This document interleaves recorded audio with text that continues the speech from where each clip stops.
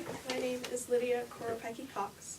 I'm a student at Eastside High School in the IB program, and I'm going to talk about a small collection of my larger concentration of pieces, so just 8 of the 17 total that I did. Last year, I was inspired by native African tribes and their unique cultural aspects. I focused mainly on their crafts, such as distinctive textile patterns, as well as their oral traditions in the form of creation myths. I researched extensively the traditional fabrics and the fantastical creation stories of many West and Central African tribes. I sought to portray the importance of these traditions in the tribal cultures with my pieces. For this piece number 1, I focused on a particular African myth that describes the creation of Earth, man, and all of its animals.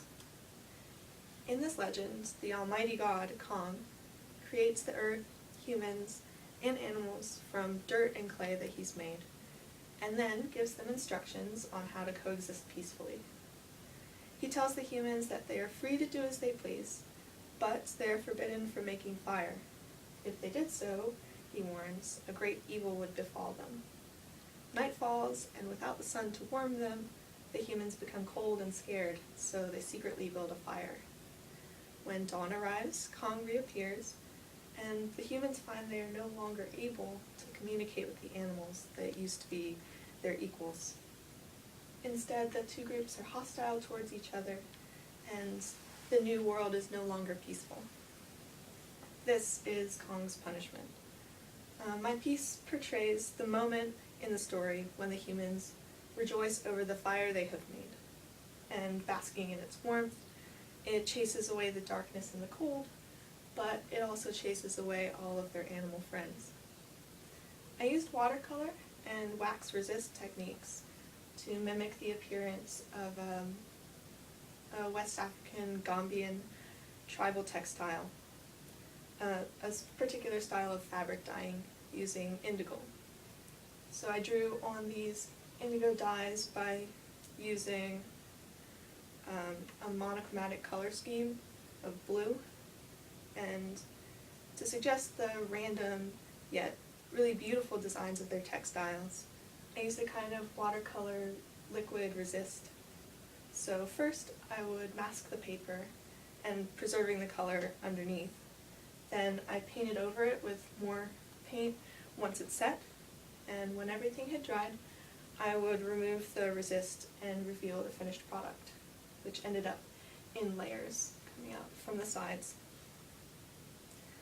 This was a technique I had never used before, so while there are some inconsistencies in the work, I feel that the layered effect adds to the glowing light of the fire. The fire itself I painted using both watercolor and acrylic to kind of convey a texture and to get many facets of light.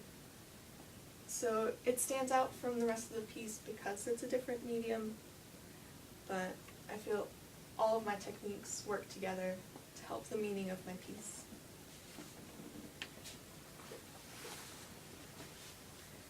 After I explored the cultural themes through the crafts and folklore of African tribes, I moved on to the crafts and folklore of the Appalachian Mountains in the United States. I focused most on the mountainous landscape and the diverse wildlife and Appalachian crafts such as textiles, painting, and folktales. Appalachian culture is a synthesis of Native American tribal influences as well as those from European settlers. Native American art, both traditional and contemporary, characteristically depicts plants and animals because in their culture, nature is deeply honored and is thought to be spiritually connected to humans and the surrounding mountains. In this piece number 8, I rendered a view into Appalachian wildlife using organic watercolor techniques and some ink pen textures. And important aspect of Appalachian culture and folktales is the natural landscape, the distinctive forests, and the characteristic mountain ranges of the Appalachians. This gives context to the cultural meanings of their traditional stories. Because I've been to and camped in the Appalachian Mountains, I was able to draw inspiration from my own personal experiences when I was immersed in nature. So I drew on these for my inspiration for some of my pieces. Each of the animals in my painting is looking back at the viewer, representing the way interactions between humans and nature shape people's perspectives on their surrounding environment. For my color scheme and composition, I used bright colors with watercolor to contrast the darker, more mysterious animals that are hiding in the underbrush. I achieved the very organic watercolor textures by actually blowing the wet paint around with straws for a kind of random look, and then I let it drip down the paper when I tilted it upwards. After the paint dried, I kind of decided that this abstract design looked very similar to trees and shrubs, so where the colorful roots provided the foundation for a very diverse and lively forest. I used this then as a background, and then drew in the animals with ink pen. And I used animals that were native to the Appalachian Mountains, such as the white-tailed deer, raccoons, and even barn owls in the trees.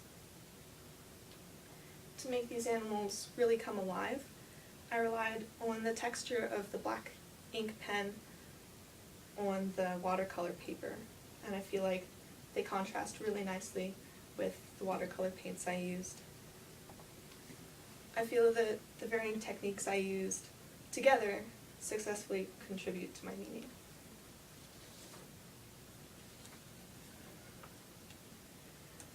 After creating a piece that focused on the wildlife, the fauna native to the Appalachian Mountains, I also wanted to portray the more passive wildlife forests in this piece number 6. Trees, though they are stationary in their environments, are alive, something that is especially important in Native American cultures, which have influence upon modern Appalachian communities. So in this piece, I sought to depict the obscurity and the hidden life of these forests. To do so, I placed many pairs of glowing eyes throughout the shadows of the woods to create a sense of unease for the viewer. Besides passing down stories of cultural significance, like historical proverbs, Appalachian oral tradition includes stories to warn people of the dangers hidden in the wooded landscape. To create these very ominous-looking pairs of eyes, I used the same resist liquid as in my first African-inspired piece. I did this to keep the eyes a lighter color than the darker background. So first I painted the whole piece a kind of really light yellow in preparation for the eyes, and then went back over with a tiny brush to paint in the different pairs scattered throughout the forest. And then later I came back in and painted the darker colors and defined them more with ink pen. After the resist set, I painted back in the trees and the river and the sky. For the modeled night sky, I used a watercolor technique involving the use of rock salt. So while the paint was still wet, I kind of sprinkled the salt over it. So in places where the grains fell, the salt soaked up the paint and left lighter patches that kind of look like faint stars in the background. I feel that this combination of techniques brings the piece to life and gives it a really eerie quality, which fits with the theme of the stories warning people of the forest.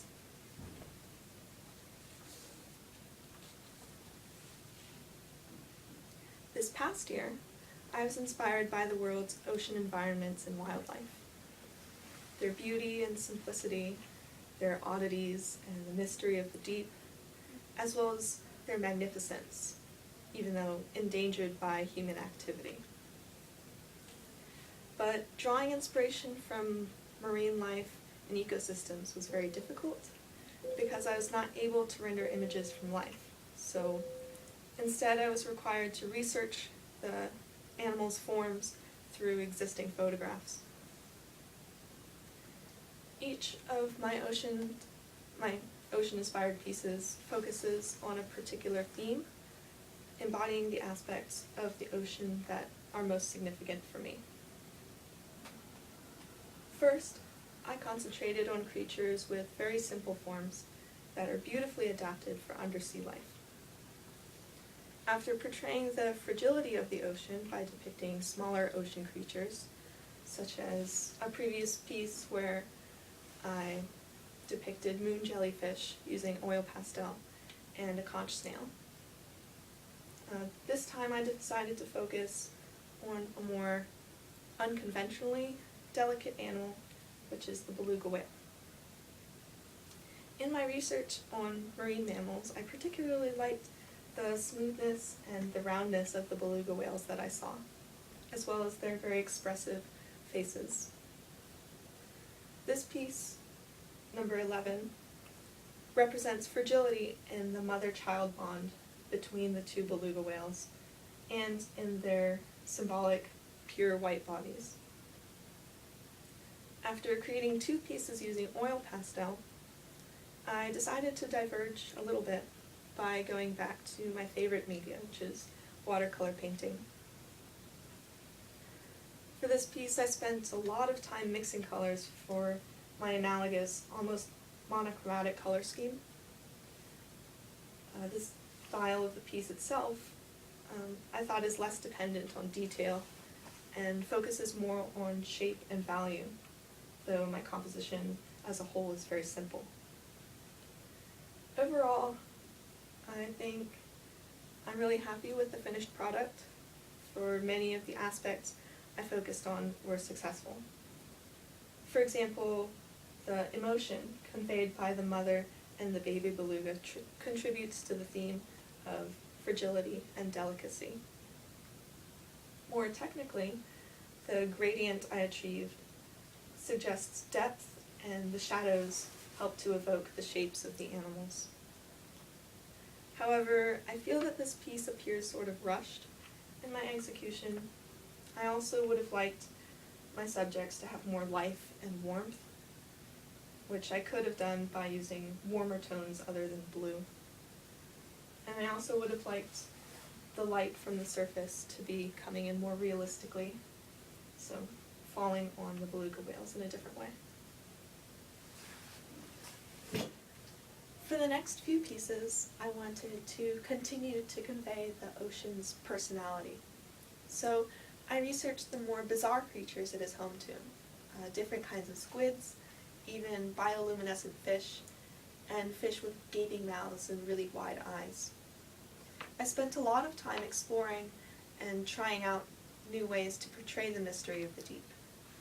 At first, I used acrylic paints to experiment with squid forms, making them seem translucent even by layering different colors on top of a matte black background. After exploring many possible compositions, techniques, and the creatures themselves, I began to let my imagination roam. I feel that this new work, piece number 15, more than any other this year, demonstrates my creativity and my ability to illustrate my ideas using watercolor. To convey the mystery of the ocean, I focused on human exploration and added a submarine as the subject. However, like other vast unknown territories, we are not able to see the whole picture and learn everything about what we are looking at. The submarine in my piece, equipped with a really far-reaching spotlight, has not even begun to see the diverse ocean life which it is trying to explore. Lurking behind it in the shadows, illuminated by the light but just out of view, float numerous fish and one very curious giant squid. For this piece I decided to use watercolor because I feel I can paint more precisely and convey my thoughts best with this medium. Originally, I wanted the image to have very high contrast, so I planned to use both watercolor and ink pens. But by the end, with just my paints and brushes, very small detail brushes, I was able to achieve the level of detail I wanted, so I didn't end up using black ink. Instead, I achieved the very darkest shadows with mixes of complementary colors. In this case, a deep blue-green mixed with red-orange. Overall, I'm very happy with my final result, and I feel I was successful in portraying a view of the ocean's vastness as well as humans' limitations. This piece was also a lot of fun to paint and was probably my favorite.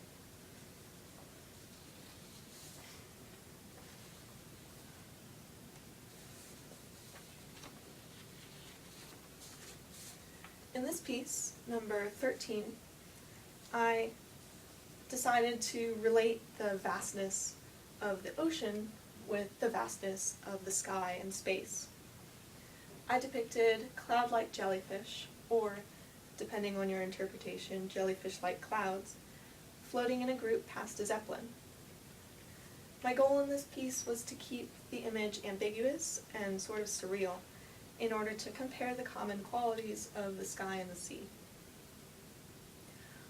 And I was originally inspired by one of my own experiences, rowing on the lake near our school, when I looked up to see very bizarre-looking cloud formations, cloud puffs trailed by little wisps of water vapor, probably from differing wind currents in the sky.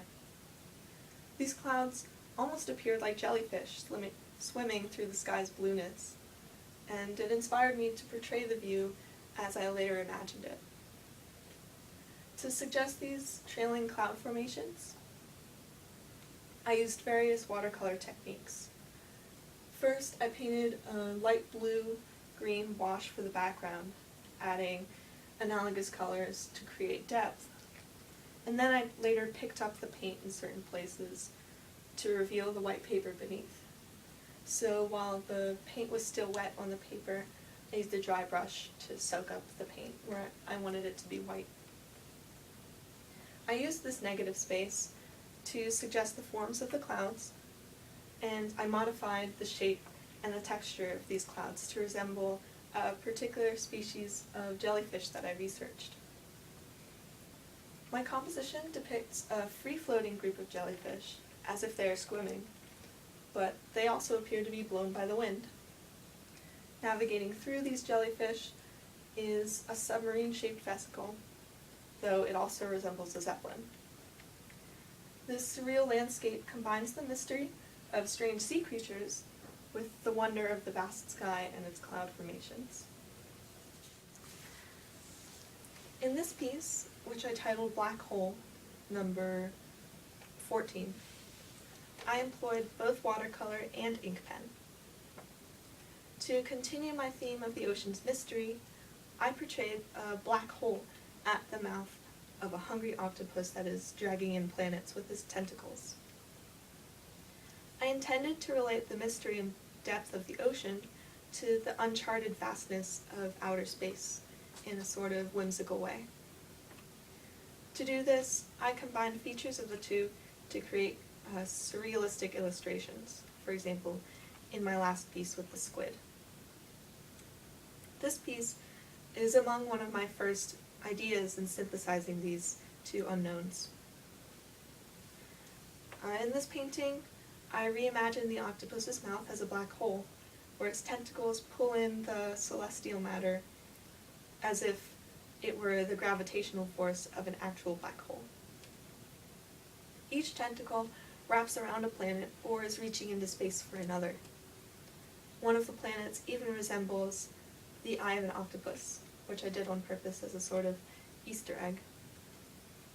For the background, I blended cool colors as well as warm colors for a sort of mottled effect, which resembles galaxies and space cloud formations. I painted the octopus a warmer color to kind of bring it to the foreground, so it would stand out. Then I used ink and paint to add depth to each of my planets, and I feel this piece really helped me to develop my theme through my own voice in a sort of surreal, illustrative style.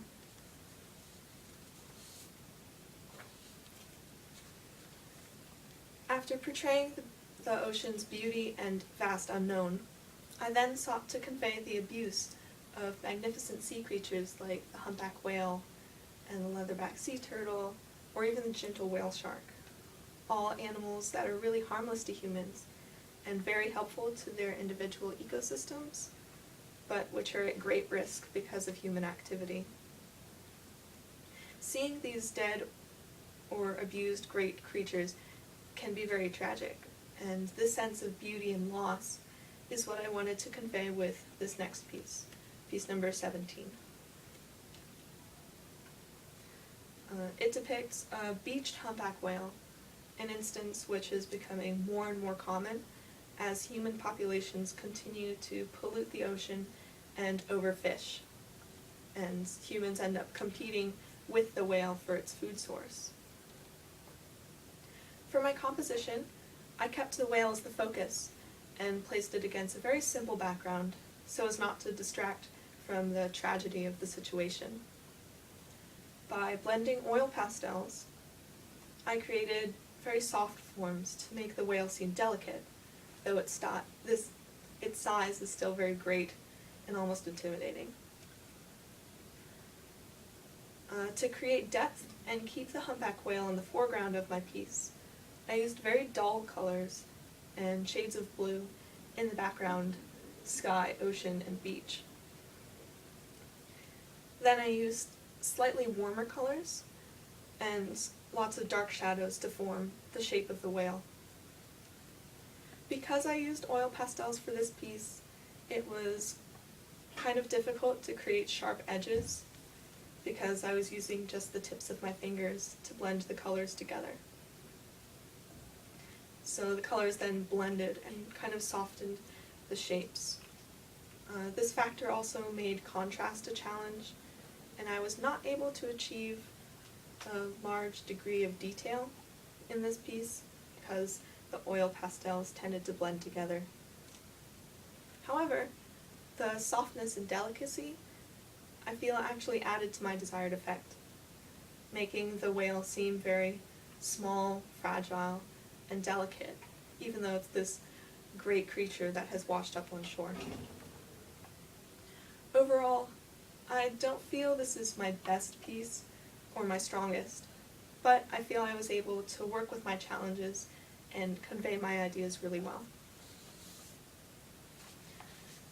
Reflecting on my 2 years of concentration pieces, spanning to the whole 17 rather than just these 8, I feel the overarching theme in my work is portrayal of the natural world. Also, in both of my explorations, I tend to juxtapose two related ideas. Last year it was native traditions and the connection of spirituality to nature. And this year it was more the mysteries of the ocean and the frontiers of deep sea and outer space. I'm fascinated by the natural world, so I really enjoyed observing and representing it through my art. But it also carries great emotional meaning for me, and it inspires in me curiosity and awe. Dark forests make my imagination run wild, thinking of what could be lurking in the trees, inspiring me to create some of my pieces last year, which depict dark forests. I'm also terrified of the open ocean, but even so, it excites me, and it makes me want to learn more about what's beneath the surface. So that's what I tried to do with my pieces, and in researching them I was able to learn a lot more about ocean life. Initially, the challenges I encountered in my artistic endeavors were due to my inexperiences with the culture and media I was in the process of exploring. But as I have grown as an artist, my challenges have had more to do with originality and mastering certain skills, and then feeling confident in my creative instincts. These difficulties, as well as my successes, have influenced me as an artist overall. Thank you.